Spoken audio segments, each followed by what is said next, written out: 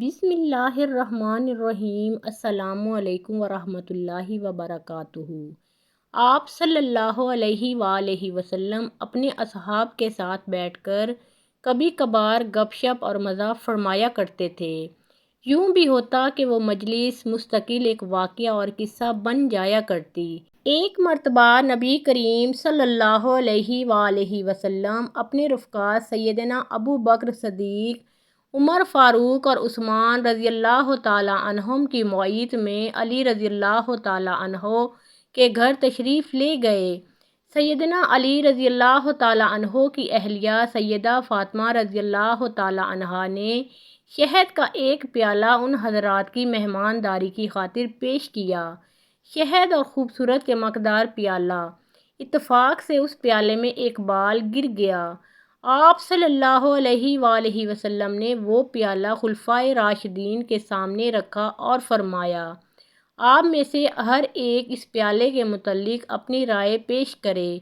ابو بکر صدیق رضی اللہ تعالیٰ عنہ فرمانے لگے کہ میرے نزدیک مومن کا دل اس پیالے کی طرح چمکدار ہے اور اس کے دل میں ایمان شہد سے زیادہ شیریں ہے، لیکن اس ایمان کو موت تک بحفاظت لے جانا بال سے زیادہ باریک ہے۔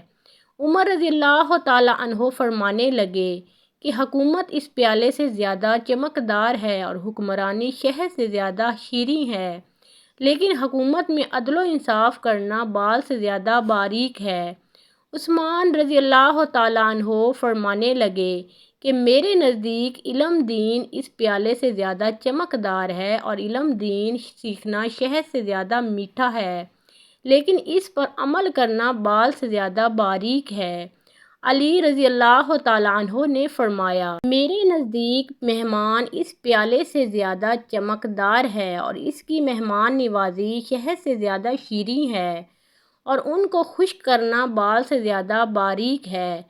سیدہ فاطمہ رضی اللہ تعالیٰ عنہا فرمانے لگیں کہ یا رسول اللہ صلی اللہ علیہ وآلہ وسلم، اگر اجازت ہو تو میں بھی کچھ عرض کروں۔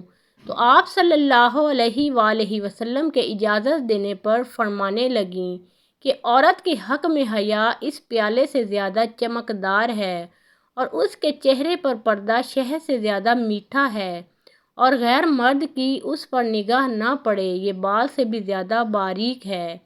کیا خوب ہی محفل تھی۔ جب خلفائے راشدین اپنی رائے کا اظہار کر چکے تو آپ صلی اللہ علیہ وآلہ وسلم کی طرف متوجہ ہوئے۔ ادھر سرکار دو عالم صلی اللہ علیہ وآلہ وسلم کے لب مبارک ہیں تو زبان نبوت سے یہ الفاظ مبارک نکلے کہ معرفت اس پیالے سے زیادہ چمکدار ہے اور معرفت الہی کا حاصل ہونا اس شہد سے زیادہ میٹھا ہے، اور معرفت الہی کے بعد اس پر عمل کرنا بال سے زیادہ باریک ہے۔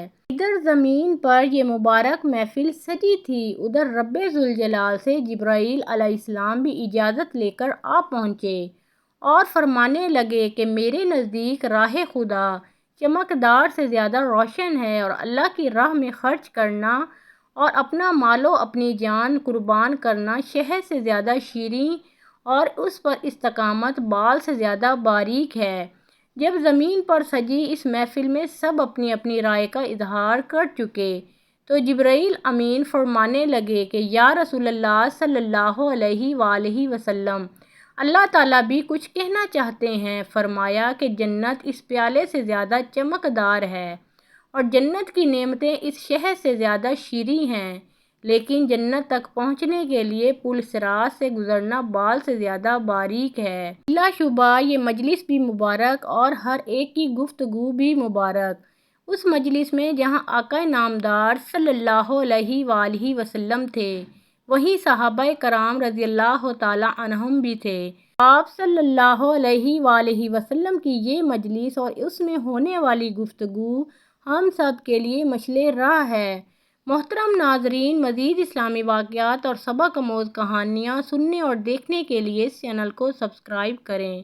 اللہ ہم سب کا حامی و ناصر ہو۔